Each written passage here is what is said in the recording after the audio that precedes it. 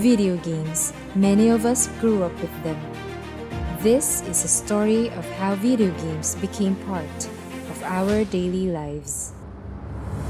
The Famicom and its Western counterpart, the NES, had an incredible library. It goes without saying that the Atari 2600 was made Oh, with Bill video Gates was reluctant to release In the Xbox. Philippines, some chose Xbox 360, while some stayed loyal to the Those PS4. were the days of epic battles and endless debates.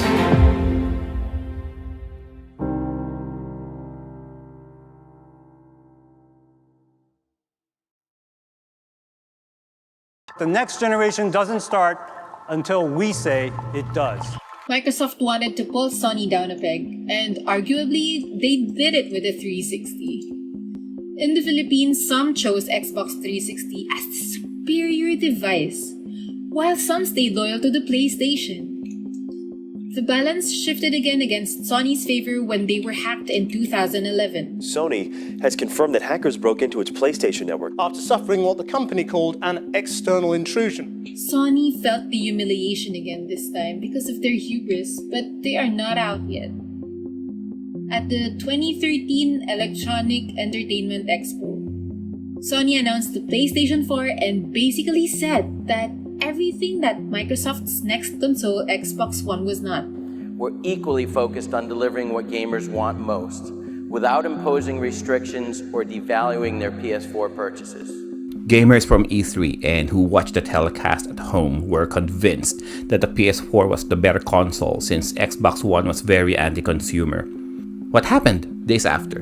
Microsoft said they are no longer doing the stuff they said at E3. You only have one chance to make a good impression.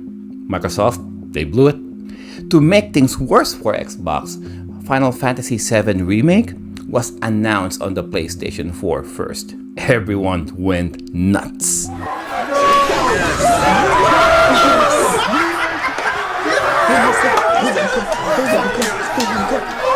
Between the lifespans of the PS4 and Xbox One, Microsoft trailed behind Sony.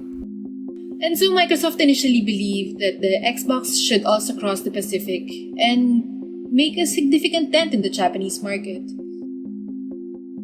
And they were able to sign in some Japanese game developers, while the others were more apprehensive on dealing with the Americans. They were kind of perceived as the bad guy coming into the Japanese market, kind of invading the homeland and competing with Sony and Nintendo.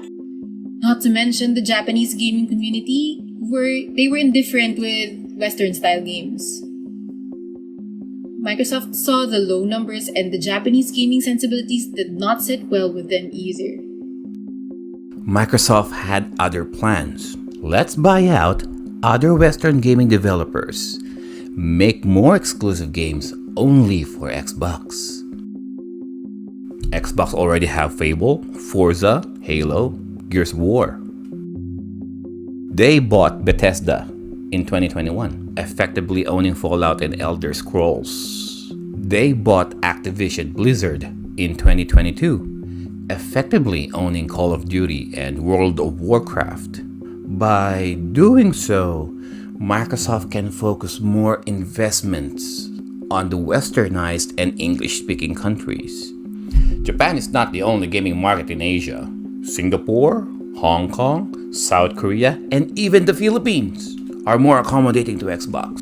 Some would say the console wars rage on with PlayStation and Microsoft Xbox duking it out every generation with PlayStation 3 versus Xbox 360 and PlayStation 5 versus Microsoft Series X.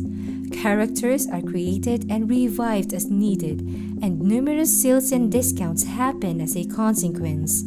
Because of this, we as gamers benefit, and all we have to do is enjoy everything that has to come before, and everything also that is to come. History isn't just what happened before, it is also what's in the making, and you, the audience, are all part of it.